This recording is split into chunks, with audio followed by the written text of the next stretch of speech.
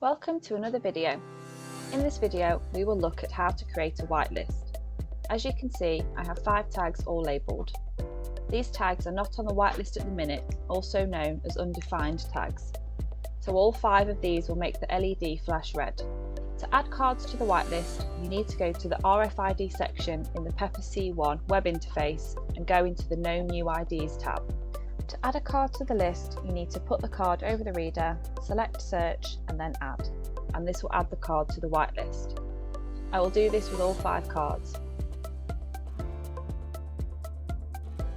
Now in the polling tab, I have set the known tags to flash green, so I will save and restart. Now all the cards should light up green.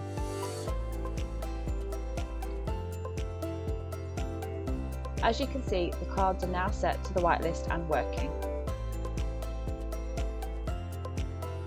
I will use another undefined card now to show that should still flash red.